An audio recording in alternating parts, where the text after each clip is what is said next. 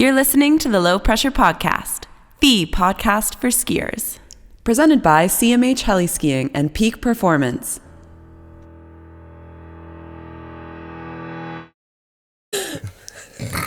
Is it recording now? Not yet. So make a couple noises just to get it out of your system, and then I'll turn it on. Are you fucking with me? Yeah, 100%. Not that gullible. Yeah. All right. Canoes may be igloos, but I'm not that dumb. Igloos are just Canoes. like land canoes made of ice. Could be. All right. Cheers. Cheers. Welcome to Whistler. Thank you. Yeah, I've been loving Whistler so far. You've been here, what, 20? Not even. You've been here for like 17 hours. 17 hours, just about. It's good math. I don't know. I figured it probably sounds about right, doesn't it? It feels right to me, yeah. Yeah. So we're sitting in the... I just saw the Kleenex over there. Amy is from a very dry place. And I know for when I go from where I live, which is usually pretty... the coastal environment, kind of moist and humid. Whenever I go somewhere dry, I get super dry. Like you're having like the reverse effect. Yeah, I'm having the reverse effect, and my nose is flowing. So ignore the sniffling, snorting, ignore the full roll of toilet paper. for those of you guys watching on YouTube over there, come prepared. Yeah, it's gonna get emotional. That's really what this is. Yeah, I'm gonna be pulling at your heartstrings. We'll see. Although based on last night, we'll probably be laughing till we cry. So that's probably why we needed it. So we'd never met before yesterday. You called me by mistake yesterday because you couldn't figure out how to get the door open on your... It was a cry for help, yeah. On your rental car, the gas door. Let's just say not the actual door. No, I could get into the vehicle. And you're like, oh, is this Mark? And I'm like, yes. It's like, how do I can't fill up my tank. Yeah. Question for you. Did they give it to you empty? They did, yeah. So the rental car company gave me the really cool car. It has red leather interior. I've never had a car like that. What is it? A Dodge Hemi, which sounds like a truck, but I'm used to trucks. That's what I drive back home. Is it like is it a it's Charger? It's a SUV, but it was cheap. So I thought it was going to be kind of janky, but it's pretty baller. And I went to fill it up with gas, and I couldn't open the gas can, whatever the cover thing is. Yeah. So I YouTubed it, couldn't figure it out. They don't make cars like that where I live. And did you think you were calling the dealership? Yeah. And then you just by mistake, and I was like, press it with your finger, and it'll pop open. And you're like, yeah, that worked. It did indeed work. I'm like, I'm glad I could help. I gotta go. Yeah. And then you got up here, a good time. And then we had the first night of the IF3 festival last night, which is what you were here for, because in about 2 hours, well, 3 hours, you're going to be hosting kind of a live panel conversation with Alex Armstrong. Yes. Do you know much about what's going on? Yes. Okay. And contrary to my rental car operation skills, I do know what's going on here in Whistler. Yeah. Alex and I are going to host the IF3 Film Festival, all girls night, as you know. But that one is featuring female-driven films. So there's an array of films that are featuring female athletes, filmers, editors, and producers. So there's all different types of films that are really focused on highlighting the female side of things. And ski and snowboard, right? Yeah, ski and snowboard. I don't know if there's any brap sledding in there. Maybe there's a little bit. A couple shots, perhaps. Maybe. And Alex's. I know she rides. Yeah, potentially. Yeah. But I got to preview the films and am very impressed. Right. Yeah, there's like beautiful storytelling. There's sick action. The urban segments really blow my mind. Oh, there's Hot Cocoa. Yeah. There's with Maria. Yeah, she's coming. She's going to be a guest tonight, I think. Yeah, she is. Hedvig Vessel flew in from Norway to be a guest.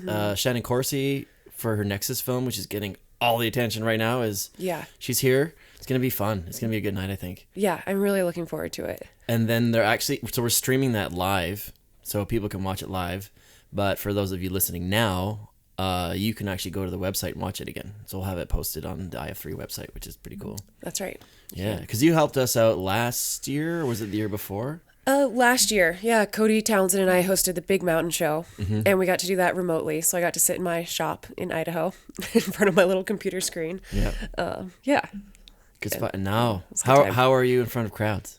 I'm pretty good. Yeah. Yeah, I think so. We'll find out. Yeah, I can, No, like I said, I think I can tell. It's like we said, you showed up last night. I'm like, oh, hey, how's it going? And within like 5 minutes, we were like laughing about the most absurd and inappropriate things and cracking. I'm like, oh, we're going to be friends. Yeah. I try to manage my inappropriate comments when I'm on the microphone, but sometimes some things slip out. So. Yeah. Yeah. Tell me As about they it. do. We did the IF3 mountain bike in May. And whenever I get on stage to do some hosting, I'm naturally good in front of crowds. I think it just has to do with 20 years of serving tables, being like, hey, what's up, everybody? Like, give me your money, right? Trying to figure out how to talk money out of people's wallets. So I'm comfortable with like rooms and crowds, but I also like to have a couple drinks just to loosen myself up because I don't think about I don't have to overthink what I'm doing. It just flows. And then I think I got to a point where I had a little too many at the IF3 bike, and Schmuck comes up to me. He's like, dude, you got to chill it with the language. I'm like, what are you talking about? I have no recollection. He's like, there's a bunch of kids in there. Like, people are upset. I'm just like, what did I say? Yeah, So, yeah. That's not surprising after my few little moments of knowing you.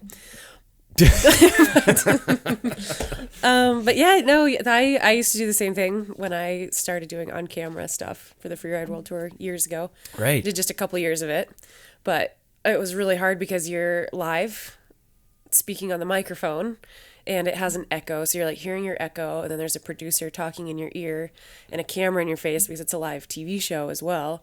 So you're like hearing so many different things at once and trying to remember what to actually say and not freeze. And they're like, and you're surrounded by all these like people who at my, when I was 20 years old, I was like, wow, everybody's so cool that's around me, and you're trying to not flub too hard. Right. Yeah. Fake it till you make it. So right? I would definitely. Little imposter syndrome. Was like, you want to have a couple beers?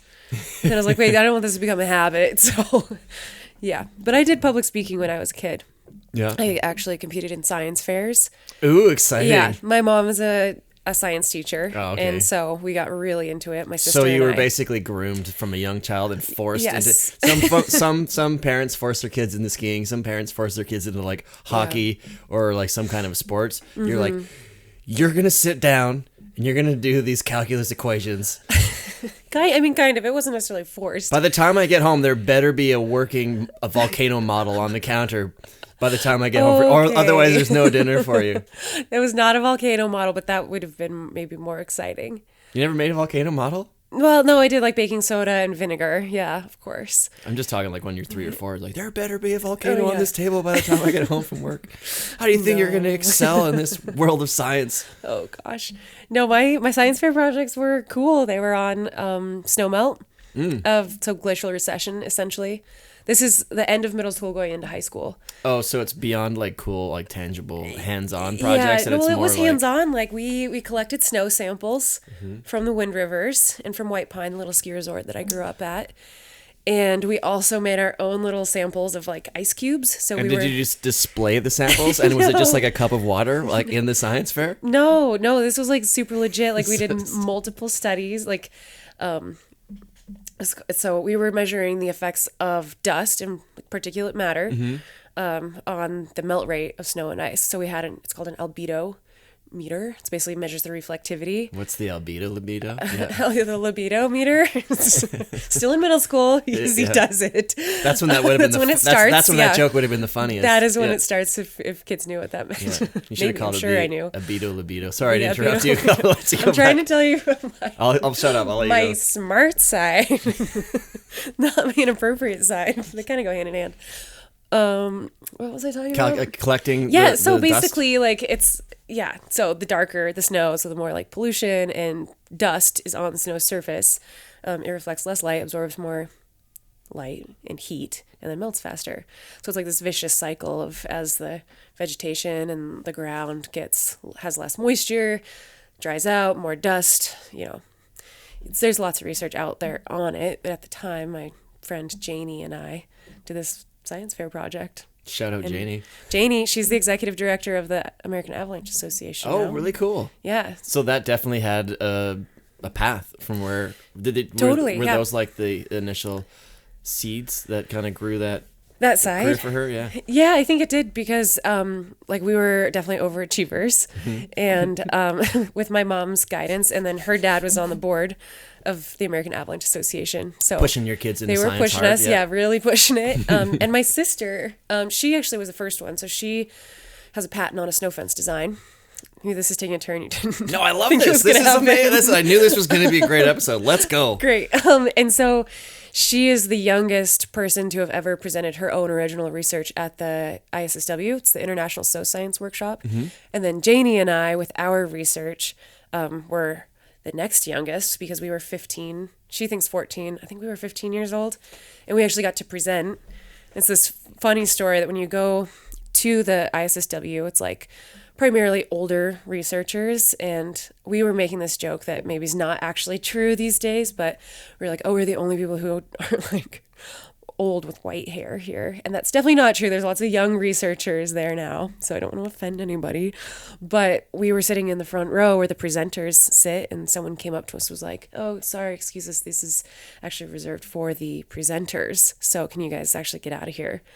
And we were like, excuse us. Matter But of we're up fact. next. Thank you very much.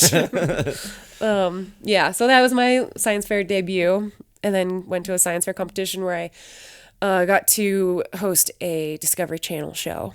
It was a national science fair. This is my childhood bragging side.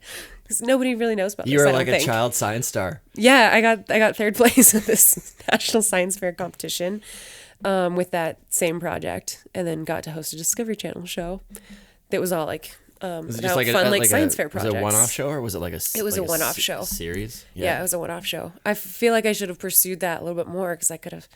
I don't know. That would have been fun. You get those like child stars that go up through like the Disney Channel, and then there's a whole new category of child stars rolling them through the Discovery Channel. Heck yeah, that could have been me. Coulda, shoulda, woulda. That's awesome. So yeah. So how did that? So your friend went on to work in that field. Mm-hmm. Your sister has a patent for a A snow fence design. snow fence design. Can Yeah. you talk on that at all? Yeah, totally. So a snow fence, I'm sure people.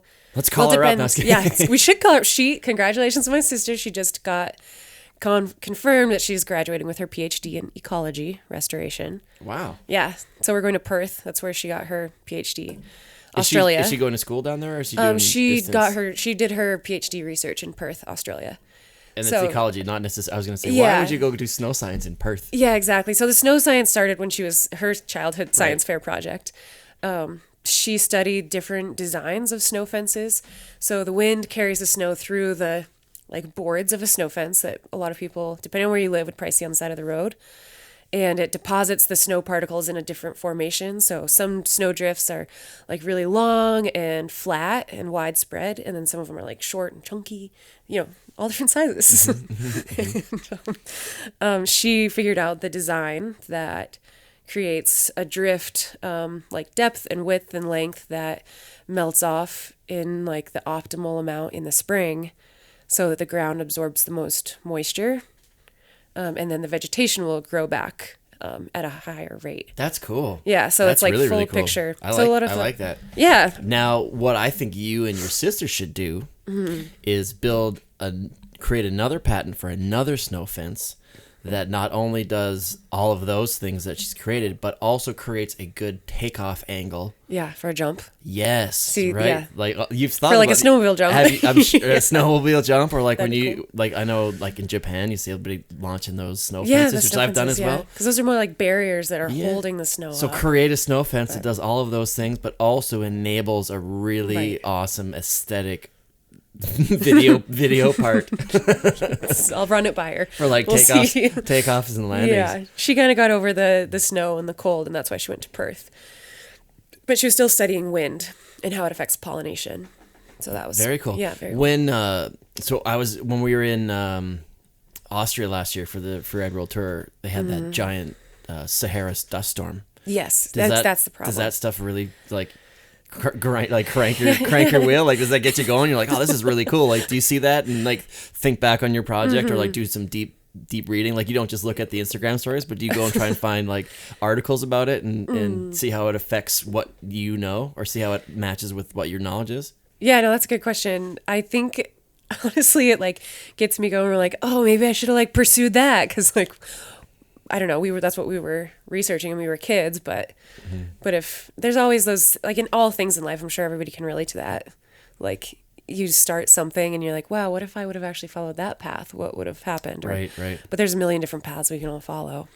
But with that, yeah, the Sahara Desert has the dust from those storms has been found in like ice core samples. And well, it's 2 years in a row. Antarctica. 2 years in a row, or is it 2 of the last 3 years where we've had that huge blanket? Like I went into Austria for the Free Ed World Tour, and it was I got there like they had to do it a little earlier because the snow was kind of funky and they had the dust on there, and it was the worst snow I've ever skied in my entire life. It was it's like sandpaper. It was melt freeze with a layer of sand on top of it. I'm sure like parts had like melted out more than others. Right, but it looked really cool. Like it aesthetically, it was really neat. Yeah, I'm interested in stuff like that too. Like, oh, the sand from the Sahara, blah blah blah. Yeah. So with all of that kind of science background that you got forced into by your parents. My mom, she's a brilliant science teacher in the sense that she like spurs the curiosity. Yeah. Like, so yeah. I'm just teasing, It obviously. wasn't like held in the basement. Like, Amy's mom, you will study this. Amy's mom, I'm just teasing. I think I'm just teasing Amy's mom. Don't just show up one day and she won't slap me. She'll be like, oh, Mark. Send an email. She wouldn't be the first guest mom who sent me an email. She should be a podcast guest. Your mom? Mm-hmm. So many good jokes there. So sorry, what were you gonna say? I don't remember. Science background. Oh yeah, so like now that you're professional skier, have you taken your full like Avi courses, and so within your family you've got all of this knowledge and you've studied a lot of this. Well, like what have you carried on through like today, like to your current like skiing career? Are you like full on into the snow science stuff, and like are you like actively trying to teach or continually studying? Because a lot of people will just make sure they have the knowledge and then they go do what they do. Right. But do you have a little bit more interest still in that side of things? Yeah, totally. This year I actually just signed up for the Pro 2. So I'll be taking the ARI Pro 2, which is one of the higher avalanche courses you can take. I got my Pro 1 in 2018. And just kind of set on that for a while. Let's see. Yeah, I'm pretty immersed in the avalanche world right now, especially in Idaho. So there's a few different realms that I'm a part of it. I initially wanted to just be really educated so that I could pursue backcountry travel, just because that's what makes me happy, like makes my soul really happy, is being out in the mountains. And it's fun. Like I think anyone that's listening to this podcast can relate and like understands why we all love skiing. And so to be safe, because I want longevity and I want to go farther and deeper in the mountains and just be a good partner, pursuing like recreational avalanche education, and then just continued on. And yeah, I work for the Sawtooth Avalanche Center in Stanley in Sun Valley, Idaho. I actually work for the Friends of the Sawtooth Avalanche Center, which is a nonprofit that funds the forecasting. I don't know how it is in Canada, but in the U.S., the forecasting centers are a government entity, and so they only get a certain amount of funding, and they can't actually do their own fundraising. So there's a nonprofit equivalent for most of the Avi centers in the U.S. that does like the fundraising and the education events. So I work for the nonprofit side. I'm their media coordinator, so do a lot of their marketing and promote the fundraising and education events. So there's like that side of the communication for avalanche like outreach. And let's see, then I just got certified as an ARI instructor, and I'm one of the few motorized instructors. So I could teach both on skis or a snowmobile for avalanche level 1 and avalanche rescue. And what else? I'm in the middle of my AMGA ski guide certification. Oh, cool. And so the next step for me in getting that certification is the Pro 2 avalanche course. So I've taken the Alpine Skills course, which is like the rope trickery and rescue stuff. Now let me ask you a question and about I'm not a climber. Let me ask you about, so that's the thing. Yeah. What are some of the tips? So that's amazing that you have, like, I asked a simple question and it's like, amazing. Like you are fully involved. You are making sure people are aware. You're consider yourself an educator on the subject. You're always learning. Like you're invested, right? You want to make sure people know and that you know. Yeah. With regards to the ropes. Yeah. You said you're not a climber. This is the hardest part. Yeah. So someone once told me, and I don't know if you agree with this, get a piece of rope and just keep it in the bathroom. Oh, instead of sitting on your phone. Practice knots. Tie your knots while you're sitting on the can. I love that. I'm definitely going to do that. Right? Yeah, totally. You just gave me a brilliant... I'm going to write that down. Yeah. No, yeah, the ropes... I mean, I can climb. I took like some outdoor climbing classes and some trad climbing courses, and I work for Sawtooth Mountain Guides as well, like but primarily in the summer as a backpacking guide, but also like dabbling in the ski guiding. I'm focused more on the ski side as an athlete right now, but my long-term plan is getting your ski guide certification. Like, it's a process. You don't just become a good ski guide. It takes time and effort. So anyways, I've got my long-term vision, so I'm chipping away. Are you doing any like tail guiding or any work right now? Yeah, I do some tail guiding, and then I have my Idaho level 2 guide license for skiing, so I could take clients on my own in avalanche terrain. I just haven't really prioritized it as much. There's a little bug flying around. There's a little bug flying around. But I do I've organized a couple all-women's backcountry yurt retreats for skiing. Oh, it really likes me, that bug. Nice catch. You're like the Karate Kid. Hiya. What have I done? Yeah, we... with my ski sponsor, Icelandic, they're really into experiences, and so am I. With my outdoor education minor in college, was all about like experiential education. Is that the course that people just go to, like, go do shit, go camping and get credit for it? Yeah. In college, my major is psychology and communication. And then I saw, because I was going to do like a communication major, a psychology minor, but then the college I went to added a outdoor education minor, like when I was a sophomore. So I was like, ooh, that looks fun. I'm going to do that, and switched everything around. And yeah, you go camping and you get credit for it. Yeah, but it's something you're going to use. Or like, it's the one I feel like I could actually say I'm using my college degree every day. That's phenomenal. For money or not, like, it's pretty sweet. Seems like you've got it pretty dialed in. Are you the type of? Are you the type? Too many things. Oh, it's not so many things. Yeah. I always like to use the word so many instead of too many. Right. Because too many is kind of definitive. That's true. Right? So it's like, you're never going to say, oh, I've got too much money in my wallet.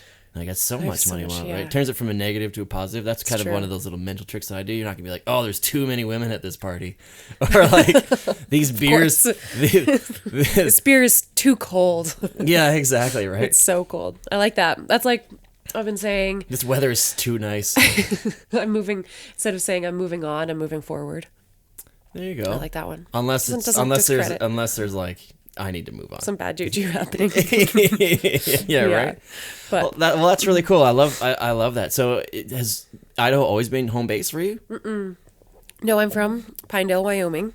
Okay. In the Wind River Mountains. I was wondering about that because you still have a Pinedale, Wyoming phone number because it came up as Pinedale, Wyoming. Yeah, I have been gone from Pinedale for over 10 years and barely switched my residency. Or no, I'm still a Wyoming resident.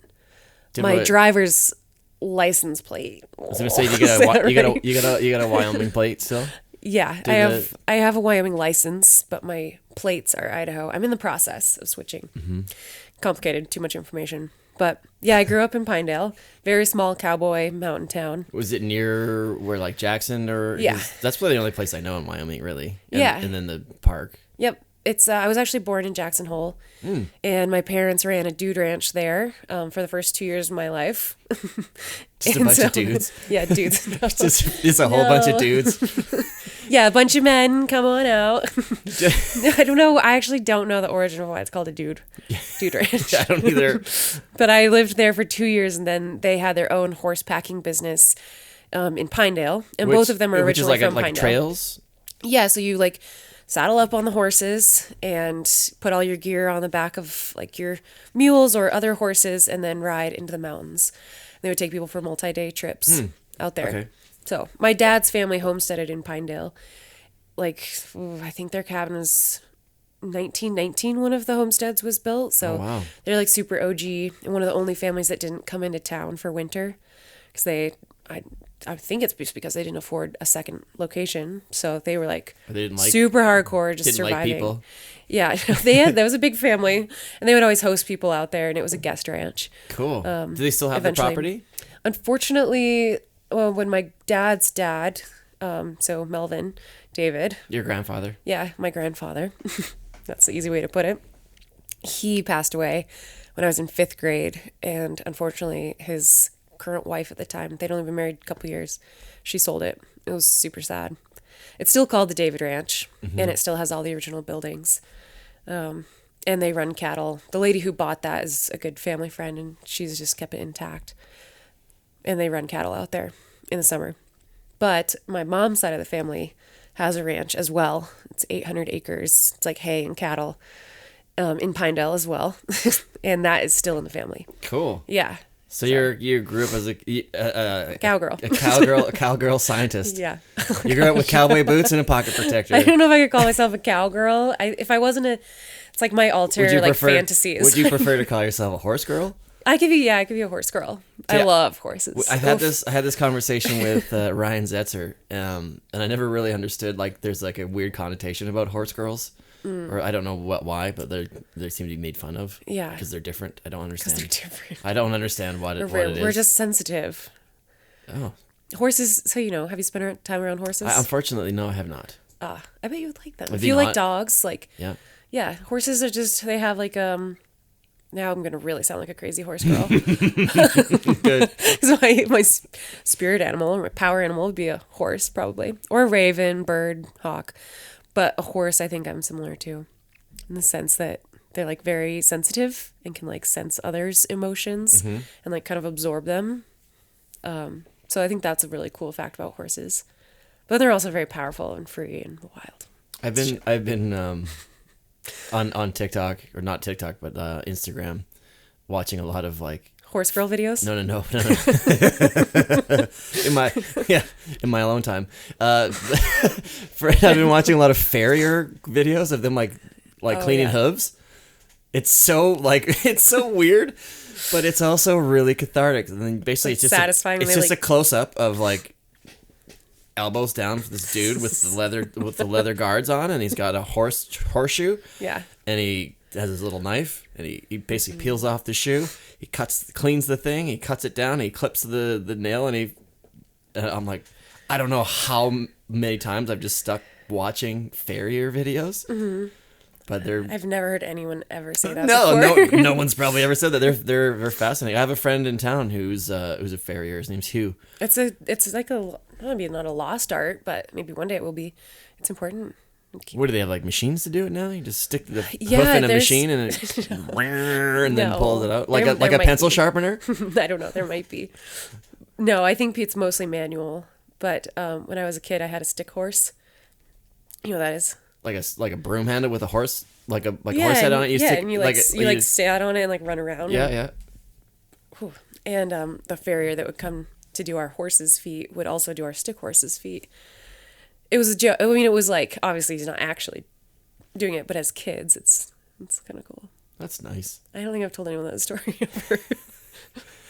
Let's change the subject. So it was just like a broomstick with like a cloth horse head on it, right? Mm-hmm. And he would just pretend to do the horses. Yeah, he was like, "Oh, I got all the horses, and I got your stick horse done as well." Oh, that's nice. So, yeah, but I don't think the story would have been funnier if you were like, "And then I was 12, or like 15 years old." Yeah, last year.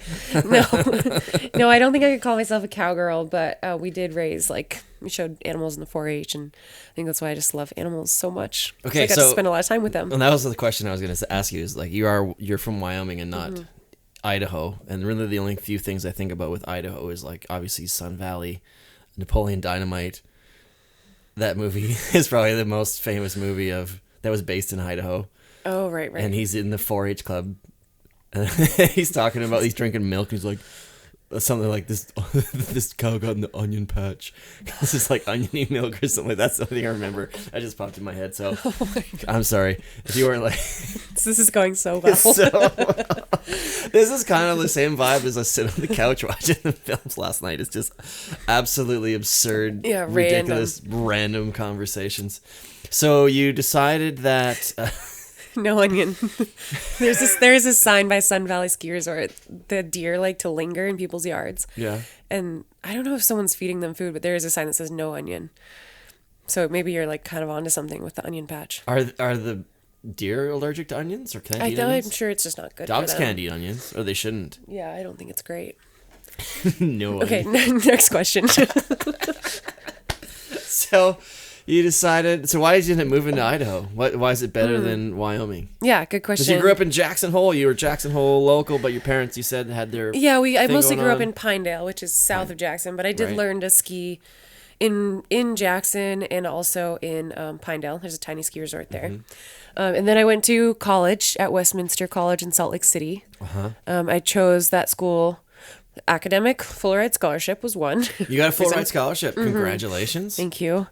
And so that was a big influencer on choosing where to go for college. But also, I only applied to schools that had skiing, like good skiing close by. Right. And so I always wanted to be a professional skier. And my coach at the time, he used to coach the U.S. aerials team back in the day, Bruce Erickson, OG. Somehow I lucked out and got to have him for a few years, teaching me some stunts. And he always gave me the advice he's like, if you want to be a professional skier, like you grew up skiing this tiny resort, you should get a pass to Snowbird and be able to ski every piece of terrain there and ski it well. So that was part of why I chose to go to that place, was some of his advice. Very cool. Of going there. So I did that. I also had a couple knee surgeries, worked for the production company for the FWT, spent several years doing that after college. So I was in Salt Lake 7 years. And then I went to Sun Valley for the first time. And I was doing public relations with the job I had at the time for that same production company. We were putting on a mountain bike race. And so got to go to Sun Valley, saw how epic it was. And then saw the Sawtooth Mountains and just fell in love with those mountains. And then I started dating my boyfriend, who's from there, and was like, wow, the skiing is insane here. Because that year that I started going up to ski in the Sawtooths, it was a record snow year, 2017. And everything was really stable. So we just skied some of the biggest lines in the Sawtooths. And I was blown away. It was the best winter I've ever had. And were you sledding by then at that point? No. I mean, I had snowmobiled, so my dad's side of the family has some interesting history with Polaris. My uncle helped basically design the first off-trail snowmobile at my grandpa's ranch, which is kind of cool. So I have a little bit of history that way, but I wasn't a talented snowmobiler by any means. Nobody is. Nobody is, and I don't know if anyone truly is ever. You can always get better. Logan Piota. Yeah, Logan. He is really good. And a handful of other. He was on. There are a lot of really good snowmobilers. He was on the first episode of this new season, and back in I think episode 83, the first time, he was talking about his goal of wanting to backflip on a snowmobile. He's a Polaris guy too. Right, that's right. He was talking about wanting to backflip on a snowmobile. So we had he and his dad on the first episode, probably last week. Yeah, because his dad's an OG sender as well. His dad is the everybody's hero's hero. He's the guy that kind of started him and Trevor Peterson in the zone. He basically first dissented everything in this area. Yeah. He was the man. That's And awesome. he's a rad dude, and he's a good guy. So That's that awesome. apple doesn't fall from the tree there. Yeah. Maybe I can convince Logan to go with me this year. Oh, you should I call would Polaris and get them to do something about yeah, it. we're trying to Invite me along, do I'll some come. more sled ski missions. I'll do a podcast for them. Good. Yeah, I'll we should do that. They're do some sort of very little project. focused on skiers and Yeah. women and millennials. Put them in touch with me. Yes, I will. I will do that. But yeah, we're in. Polaris. Polaris. Welcome. This is now a Polaris commercial. Yeah, absolutely. Whatever it'll take. No, yeah, I really do love Polaris as a brand. They're just really cool to be involved with. How'd you get that? So how did that come about? Yeah, so in 2018 is when I really started snowmobiling. So Jeremy, my boyfriend, is very good at snowmobiling. And I was like, I'm coming with you. He's like, I don't think you understand how hard it is. It's like, well, I can do anything, so I'll be there. Super cocky. Yeah, I found out real fast how hard it is. But I fell in love with it. And at first wanted to snowmobile probably many skiers for just the access. In Idaho, there's a lot of ground you have to cover before you get to the peaks. Right. For a lot of the really cool backcountry lines that I was interested in skiing. So you have to do a field dump halfway kind of thing, that kind of distance. Oh no, it's some of them 20-mile approach one way is a pretty decent Right. distance, and then you got to get pretty sporty. So yeah, I actually started falling in love with snowmobiling itself. It's really fun. Yeah, it's when funny. It clicks. It's funny. Everyone's like, I'm only gonna sled ski. I'm gonna sled ski, and then like that's a couple funny. months later, like I didn't even bring my skis. Yeah, that's my advice to people if they want to get like good Just at go snowmobiling. practice, yeah. Even if they're like, well, I just want to be able to access. I'm like, well, just leave your skis at home, get decent at snowmobiling because then you can go farther, cooler places. Right. You can double to the top if you want, Go out with or your just buddies park and it just rip hike. around. Yeah, that's Yeah. the best way to do it. It's just you got to get some kilometers and some or some mileage underneath your belt, some hours on your sled. Yeah, and you need some tears. You need some like. Start doing some. It's a roller coaster. Start doing some core workouts. Definitely do some push-ups, and yeah, I don't know. I like the fact that I have a smaller body, so I'm like forced to be better technically. I can't just rely on brute strength. So that I think has been an asset to me. Is like you have to get strategic. Well, you're about the type of things. person that you've just, with everything you've said already, is the type of person that excels when you're able to use your brain. Yeah. Right? Yeah. You- and I'm like stubborn enough and like Right. also a little bit reckless. So Yeah. it's a So perfect you combination. you have that nice combination of being able to see things in an analytical way that seems to work for you. Like just like you said, you have all these things that obviously that transfers over. But then Yeah. you probably also have, well, not probably, you also have the physical ability and coordination, Right. probably from generations of ranchers knowing how to like hard work and knowing how to use their bodies, right? Yeah. It's like that nice combination of like, using your brain and able to like understand, oh, I can access or I can approach this a little smarter while using the physical aspect to balance it out. I don't know. Yeah, no, I think if you're that's spot a really on. stupid, It's not long-winded stupid. long-winded way of bringing that up, but like, yeah, it's a nice combo. Yeah, no, it's not stupid at all. It's like, intellectually understanding a way to do something and then also being able to detach from that and just let your body take over. Like your brain will just, I think we're saying the same thing. Yeah. Yeah. Yep. And the Polaris thing came about because my uncle started Bucky's Outdoors, which is a Pinedale dealership. Well, my great uncle, Bucky, like years and years ago. And so I had a bit of a connection there. And so I asked for quite a bit of advice from my Uncle Gary. Smart. Ask for advice. Don't ask for anything but advice. Yeah, ask for advice. And so Polaris has like an open application for ambassadors. So anyone can apply at a certain time of year. So you should apply. Yeah. And there's an array of people. Like, it's not like all about some social media promotion. It's like people who are involved in the community. They go on club rides. Like there's moms, dads, like there's all types of people, which is something I really love about Polaris. Like they require you to do 2 like community events or activations each month.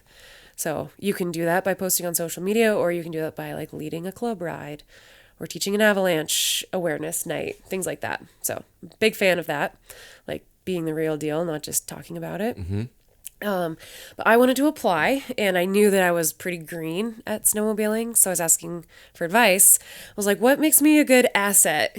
And my Uncle Gary was saying, well, there's like 10% of people who are actually like the rad, like hardcore sledders. And there's say like 20% of people want to be the rad hardcore snowmobilers.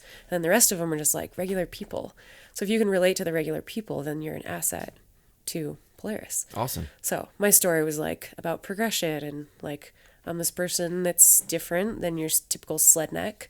I mean, I can do some redneck stuff, but I'm not like, if you were to stereotype a sledneck, there's like so many different types of people. But yeah, so that was the angle I took when I applied. Cool. And I got chosen. Do you do most of your like days out skiing, and is it a sled day mostly? Like, do you have what do you mixed. is it Sun Valley that you're nearby, or? Excuse me. Yeah, it's the closest ski resort is Sun Valley. So I do some days there. I'm on their athlete team, so I do like photo shoots, and then if it's good snow, like go early for ups. fun. Yeah, I'm an early upper. The occasional Sounds early up, yeah. Yeah, cool. Those are great. Even though you is stand around and really take great. photos, you still get a few I good love laps. it. Yeah. Yeah. I don't know. I love taking photos. I think it's fun and creative and lets my ego shine a little. Do you know, if I think you took the photo from there, the sun's gonna hit my face Yeah, a can you little turn- nicer on this side. Can you bring the glamour lights next time? Well, you're talking about, you have a nice camera too. Like I do. Do you prefer behind or in front of? I like both. So for skiing, I'll go out just to, like, I'll go skiing by myself. I go with friends. I just love skiing. So I'll go resort no matter what the conditions are. I'll go backcountry touring, like whatever. It's just what I like to do. But then for the photography side, I really like filming and taking photos of snowmobilers. Like I don't know, it's so satisfying to me. So I bring my camera when we go sledding and take pictures of like my riding Do you buddies. submit to like sled magazines or sled I should. online productions and stuff? I should. I've been working on this film project for a couple years. Share with that us. like tells the history of my family, like my dad's side homesteading, and they used to build their own skis and then use the first snowmobiles ever, just to survive and like get around the ranch. Like my great aunt used to deliver the mail via horse and sleigh in the winter, and she would, if it was a blizzard, she would just hunker down and the horses knew the way to go. And then they gave her a snowmobile, like one of the very, very first ones, and she was like, no, that thing's gonna break down, I'm gonna die in a blizzard, so I'll stick with my horses. So that's just one of the stories. And the horses died. Just kidding. God. The horses can die too. Sorry. No. And then the David story documentary takes a dark turn. A dark turn. No, I thought it was cool. Like I don't know. I like that. Like I love like Western stuff and history, and so I just went and like interviewed some of my family and like documented it. It's pretty amateur, I'm sure, because I tried pitching it to a few film companies and I don't think I quite had the skill set to like pull it off. So like, it's fine, I'll just do it myself. So I bought a camera and it's cool. The best way to start. I have all the footage. I is just have to edit. So it's just been sitting on my computer. Just need to finish it. Best I'll way send to it to you do first. it. Best way to start is to start, and I'll be like, "Hey, we talked about this," and then come and we'll talk about it again. Be like, how was that process for you? Yeah. That's really cool. That is cool. You had talked about last night. You had mentioned you were practicing some flat threes, and then you mentioned your buddy with your coach earlier, like a couple minutes ago, and I wanted to ask you about that. So with your style of skiing, you know, you're kind of a big mountain style backcountry ripper, but obviously we had this conversation last night. You're trying to expand your bag of tricks, so to speak. How's that going? And what's that process? And where do you feel that you're at? And add-on question, do you feel it's necessary in order to continue with kind of the progression in what we see in women's skiing right now? Yeah, no, that's a great question. I like this turn. Let's see. Make sure I answer all these questions. Yeah, you better. I'm going to try and tick them all off. Okay, so first, when I was in high school, the coach that I mentioned, Bruce Erickson, he came to White Pine, which is super random because he used to coach the aerials team years ago for the U.S. Olympic team. And we had a small aerials hill, and he taught me how to do backflips. So I could do like tight layout backflips, and I would compete in some aerial competitions in addition to ski racing. So I raced all through middle school and high school. Oh, no. Oh my gosh. Did you just delete it all? No. No, I was gonna do Mark like got excited. I was gonna do like the aerial, like the thing. Oh yeah, full. Like the full, the full turns. Like you're doing that. You know, Sorry. I was thinking of, for those of you that aren't watching, I just tried to mimic like an aerials athlete's like arm movements. And I like knocked the recorder and everything off the table. All right, we're good. Sorry, carry on. Okay, so I was thinking this year, I was like, maybe I should just do some fulls in the backcountry, because nobody does that because it's kind of stiff.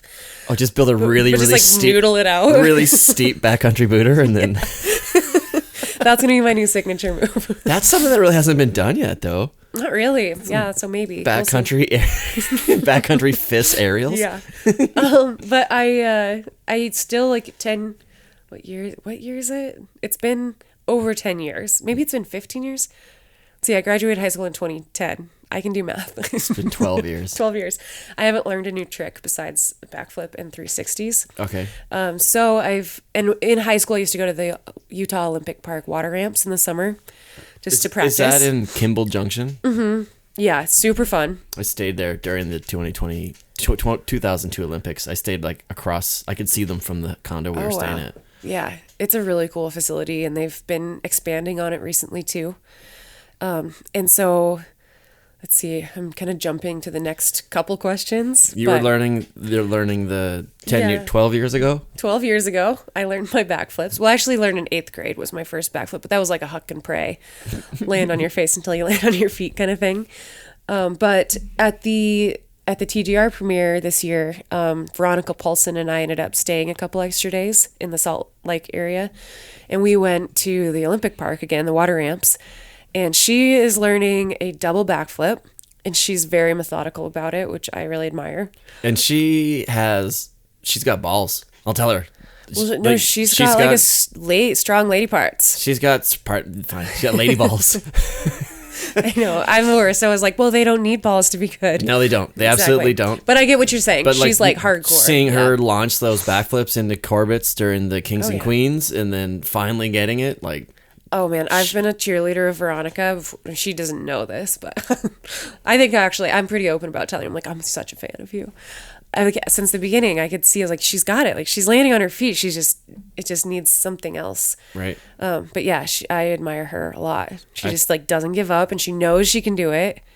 And then she does it. It's like, yeah. I love that when someone like knows inside that they're capable of something and they don't listen to other people. She told me that someone almost didn't let her do the backflip again. Because it was dangerous. Or, piss off. I don't know. She's like, no, I got this. Beat it, dude. Yeah. It's probably, I guarantee it was a dude. Probably. I don't know. But so she's doing the doubles and she's very methodical about it. And and she's got it. She can almost do a triple into the water. It's like, whoa there. Yeezy does it. But then I've always wanted to do flat threes because my backflips are a little crooked. Apparently my spine's a little crooked. I got x-rays this year because I had a pretty bad crash and I thought I fractured my neck, but I didn't. Mm-hmm. So I learned that my back's pretty crooked, which is probably why my backflips have like a C shape to them. Kind of like a little twist. Yeah, like I take off straight and then it's a C in the air and then I land straight. I don't know what it is. Now you're just like, let's just add a little extra spice to it and maybe I can do a flat three. So I'm already halfway there. Yeah, so I was like, oh, I'll just do the flat three because it was kind of side flop. And I definitely side flopped. You're trying to get me to say what? No, I'm trying to get you to say anything. You can say whatever you like. It's completely up to you. I told Mark that I felt like I dislocated my tit. Oh, I forgot about that. No, because I landed sideways, like, oh no, it hurt so bad in the water. I actually forgot about that. That's what you were trying to get me to say something. I've been so good. There was just so much ridiculous this last night that one actually got lost in the fray. But so you dislocated your tit. Yeah, and it came back. It's still centered. Or it's kind of in the right area. There it should be. Yeah. But I moved on from trying the flat threes, and I've had this goal to learn Cork sevens. Oh. Yeah, it's a tribute to Matt Heffernan. That was his signature move before he passed away. Was the Cork sev blunt, and I was like, well, I don't know that I'll ever be as cool in the air as him, but I've had this long-term goal since he passed away to do Cork 7. So I've learned on the trampoline and I've done like thousands of the, you can do progressions, like it's like segment a trick down. Right. So I've done it like thousands of times, but hadn't had the courage to just put it all to one in the air. And when Veronica and I were there, I was like, you know what? I'm going to try the Cork 7 because you're never going to learn if you don't try. So I tried. And after like 3 times, I like stomped it. Like surprised myself. I was like, oh. And is this into an airbag? No, it's just on the trampoline. Oh, okay, yeah. So like we had a coach there, a kid that was way younger than us. I think I saw your Instagram post with that, yeah. Yeah, that was it. So like they'll put the mat under you so if you like flop, it's not, you're going to blow knee. Because I did tear my ACL on the trampoline in 2010. Ugh. Yeah, and 2011. But I have a mental block with the trampoline. Fooled me twice. So shame on me. So yeah, I don't know that I'll be able to pull off the Cork 7 blunt grab this year, but my goal is to actually try. Because you just told yourself that you won't be able to do it. You're right. So I'm going to do my best to progress and do blunt grab. You're like, I'm gonna do everything I can to get that this year. Yeah, and each year I'll just keep trying. It's like each year, I think the next question that you had was, do I feel like I have to continue progressing my own tricks in like do you feel pressure? Female skiing, yeah. Because it's like the progression is really exciting. It's the most exciting part in skiing right now is like, watching like people like Veronica, like watching the blondes, like, Colleen Ballybaz and some of the European girls. And like, it's just. Yeah. It's amazing. Yeah. You guys are, it's almost as if you're, and I hate to say this, like there's all this whole movement lately, right? Or it's almost like you're allowed to do it now, right? And it's Yeah, I don't that's like the right term, but I see what you're trying to get at. I'm trying to because I'm gonna get canceled or something, but whatever. Like everyone's gonna have an opinion, but like I don't know how to explain it. But is it the glass ceiling has been broken, or all these stupid cliches, or whatever it is? Like you guys are finally having your moment, right? I think that I think in my opinion, women's skiing you were always able to do all of those things. Right. No one said don't do it. No one ever said you can't do it. And people were like pushing the boundaries. Right, but also the boundaries that were at the current. Right, but then also women's skiing was very limited with regards to contracts and exposure and sponsorship and all the system, right? Like everything, it was limited. You weren't given those opportunities, so maybe that's one of the reasons, but now you have those opportunities. Now there's been that shift. Right? We're fucking A. Like, let's go. Yeah. And we're seeing it, and it's really, really exciting that now it's finally, and that's the most exciting part of skiing for me right now. Right. Freeride World Tour, all the female athletes, female skiers right now, last couple of years has been the best event to watch, hands down, no questions. And then now with the last 2 or 3 years, like this year's films. And women getting funding for their film projects. And that's what I mean too, is like they're not getting the... I think it sounds like... Really janky way of explaining myself. It's okay. It's not too janky. But it's cool. I understand what you're saying. It's awesome to watch now because that progression is like... Whew. Yeah, I think a lot of it has to do with, like, one way I've been looking at, like, female ski growth. A lot of it is thinking of, like, a table. And instead of having one seat for a female... if it's at an event or on a ski team or in funding, instead of just having that one seat or like a couple seats that we have to kind of fight for, it's like, oh, let's just build a bigger table, bring more chairs. Yeah. Everyone's invited. So there's less of that like vicious cutthroat competition. Not saying I've experienced anything vicious in the past, but it's less like of that kind of competition of like it's either me or her. It's like, no, we can go out. There's and do no this. more token female on the team or one or two tokens. There still is to a certain degree, but it's less prevalent than it has been. And I think it's not like there's one or two and then no one else. You can't get away with that as much. It's not like there's one or two and no one else has an opportunity, right? There are still going to be just the same as with men skiing. There are going to be those who rise above and excel and really stand out, but the rest who are trying to get to that point are no longer muted, which is what was happening. They didn't really get an opportunity unless you were the one or two. You really didn't get an opportunity. Yeah. Whereas now the opportunity's there, whether they create it for themselves by creating their own project, which is what you're doing tonight. That whole night tonight is about female-driven ski and snowboard projects, and there's a lot of awesome films this year. Yeah. And it's just getting better and better. But now there's that opportunity, whether A, you create it for yourself, or these established institutions are now finally opening those doors and creating more spaces. Right. Yeah, and a big part of that is the funding, like to create these films or just, any kind of media to be in front of the eyes of, say, future skiers that are like seeing what's possible. It's easier, like it's like a well-known thing to see if I see someone that looks like me or is at least just the same gender as me doing something that I'm like, oh, heck yeah, I'm going to go and try that. Like, I mean, a lot of the time, I'm still inspired by men. Like, I love watching men ski and do all that, but it's just different when you see someone who's your same gender or like little things that you can identify with. And when they're pushing the boundaries then, or whatever it is that they're doing, you're like, wow, I'm inspired by that. I'm going to go try it. And so by giving more funding to, say, like women as an example, and I think that we could diversify even farther, like that's a big part of the conversation these days too. Into different genres of skiing? Diversify as in like race and socioeconomic backgrounds and things like that. But like for women as an example, it's like the easiest topic to focus on. I would say, like the funding so that then they can actually go and create something of quality and that they're excited about and not have to work 3 other jobs to try and chase their ski dream. They can actually pursue their ski dream. It's like if your sponsors are just giving you gear, that's cool. Like it does make a big difference. But if you can actually make some money at the same time, you don't have to like hustle on the side as much and put more energy into creating something like the films we're going to see tonight. Mm-hmm. And so then that's just like a domino effect. Then more people can see that in front of them in media. And it's not all about like film and media, but you think of all the like recreational skiers who are not chasing a professional dream. When they see that, then they're more inspired to get out.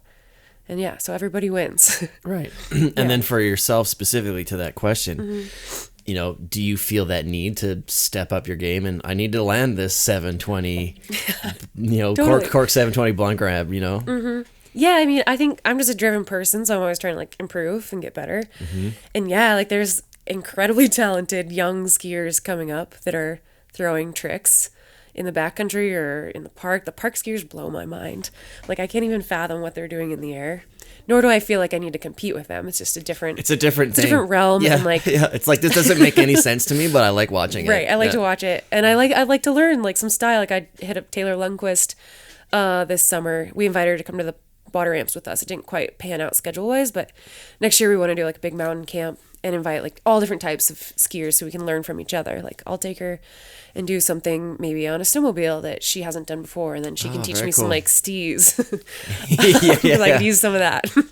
But no, I feel like I want to continue progressing, and if that's learning a few new tricks to like make my skiing more styly, then yes, I definitely want to do that. And I'm like motivated to do it internally as well as like wanting to stay up with the times apparently. But also like I feel like for me my journey is always going to be evolving as a professional skier. Like I don't want to phase out just because I can't pull certain moves, but I'm going to, you know, say 10 years down the line might be focused on doing more remote backcountry expeditions that are more focused on storytelling, or maybe I'll get into some citizen science, and like my backcountry skills will have evolved to a higher level in 10 years so I can go to certain locations and collect science samples. I don't know. That's just an idea that's crossed my mind. Or working with, you know, different types of film companies. It's not just about like high thrasher action, but I don't know. I like the creative side of storytelling and filming. And do you have any specific like film companies or films or anything that you can think of when you describe that you like to emulate, or that you look at and like, I really enjoy that, that's something that I'd like to do? Yeah I mean I'm a big fan of National Geographic type of stuff. Oh yeah. I'd love to work with them. And then incorporate that into like kind of the skiing side of things. Yeah. And like there's a film that just came out by Teton Gravity Research that JK, John, I don't know if I could pronounce his name correctly, Klokowitz. Sorry if I mispronounced that. But he produced it. It was like his brainchild, I believe. But it's about the Wind River Indian Reservation. So it's not ski related at all. But that mountain range is, I'm on the other side of, where I grew up in Pinedale is the opposing side of the mountain range to where this Indian reservation is. And it's all about the water rights and how the ranchers that moved in there took a lot of the water rights away from the native people, and just like this deeper story of how they have struggled over the years because of the oppression that like pioneers put onto them, and then how that has evolved to them like using it's a river called the Wind River outside of the Wind River Mountains. And they are now earning income through tourism by taking people down the river on raft trips and limiting it where they're just doing a few to like maintain the wilderness purity. And so like TGR, which is really well known in the ski world or mountain bike world, is also producing stories that have like a lot of meaning and impact. And so I hope with the connection that I've forged with them the last few years of being a ski athlete with them, that I can grow into telling stories like that in the future. Very cool. I really appreciate your ability for long-term vision. That's kind of what that's what I've gathered from this conversation is you know, you're living in the moment, but you're also very aware of how what you're doing now is going to open doors for you in the future, or how it can lead into something, right? I'm not going to say how it affects something, because it's not that. I don't think it's that. I think you're creating that for yourself. I think you're like, okay, I'm thinking like 10 steps ahead. If I'm going to do this now and I'm involved in this thing over here, how can I make those connect for when I'm, you know, a little bit farther down the road and I have the experience of both, which is, I think, really, really cool. Which when I first started the podcast, I would always ask people, so what are your plans for the future? And I think that's probably one of my most. I think that's probably one of the most important and the most common themes throughout this entire 10 years that I've been doing the show is I want to find out what people have planned moving forward, because I've seen so many skiers be a skier and then they're like, okay, now what? Right? But also, we have so many skiers that are on the opposite end of that have this plan. And I love hearing those stories because it inspires me, and I hope it inspires people that are listening as well. So it's really cool to see that. Like that, that's that. Like I said, that's what I've learned about you today is that you've got this vision for not only what you're doing, but where you're going and how to connect it to your past as well, which is really, really cool. It kind of ties everything in together. Oh, you're a good listener. Hey, that's what Thank I you. do. I'm glad you got that. Sometimes stories. sometimes I get a lot of emails saying, "Shut up and let the guests talk," and I'm like, "Shut up, Mark. Yeah, let me talk." You do a podcast, jerk. We're going 2 hours. It's my turn. We're going 2. No, I mean I've had to make my way. Like the professional skiing wasn't like just handed to me. Like I've had to get really creative, and I've always like believed in myself, which is like the first step. Mm-hmm. You weren't handed it, you made it happen. I made it happen, and I've also been injured enough to know that for me personally, it was really important to like build kind of simultaneous careers. So like there's the athletic career, you still have to put a lot of unique, specific energy and intention into if you want that to grow. But then I've also like built my other side that's like, say, film producing, writing, teaching. Science. I don't know that I could call myself a scientist and be like legit, but I have an appreciation for it. You started and young. I did as a kid. I'm a kid scientist, okay? We could go on for probably easy another 2 hours. You're in the TGR film this year, is that correct? Yes, I am. It was so fun. Tell us people what it's called and where they can find it. Do you know when it's going to be released online? I don't know the date that's going to be released online. There's still quite a few tour stops. Are you going to be going to most of those? Yeah, I'm going to a handful of them. So the TGR movie this year is called Magic Hour. And I think Magic Hour kind of speaks for itself. But beyond like the beautiful sunrise, sunset magic hour, it's like when all of the things click. So all the effort you've put into whatever you're going towards like comes together. So appreciating like the work before the magic hour happens and then like the glory moment. It's kind of the theme throughout. And I went to the Jackson premiere, which was really fun. Hometown Partied premiere. a little too hard there, probably. So hard. I partied so hard there. It was a good celebration, and my dad came out. We watched the early show together. Cool. So that was amazing. I love my family, and like without their like support, we didn't have as much. It wasn't necessarily financial support, but like. Yeah. The drive and like, you know, just being there for us. They raise you. They don't need to give you any more money. Raised us to be child scientists. No, they were amazing. And it meant so much to me for my dad to be there with me.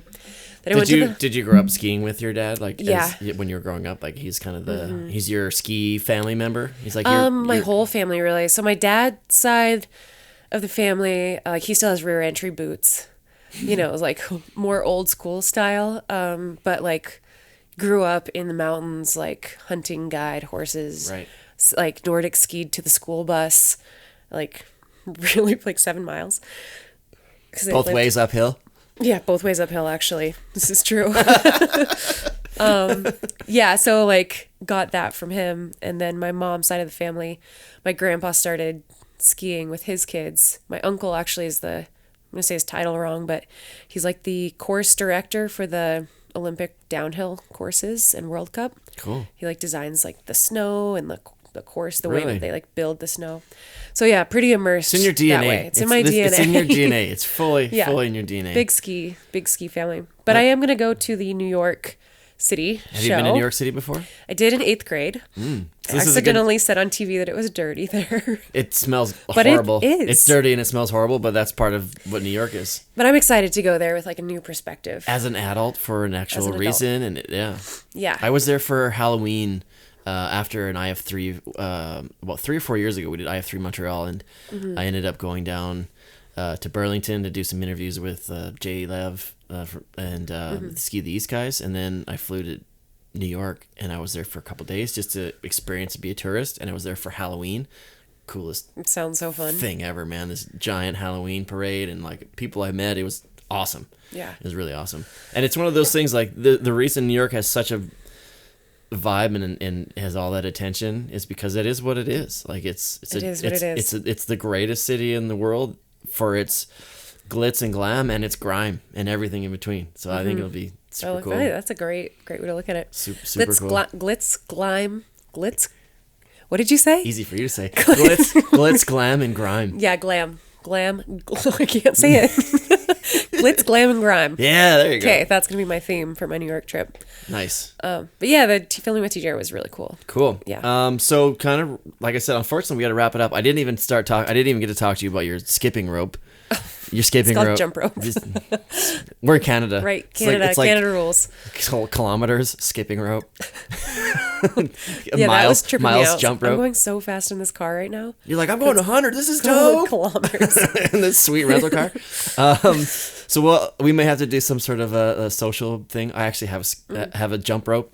That I was going to get you to do some stuff, but we actually have to get. I have to get you to your. Oh yeah.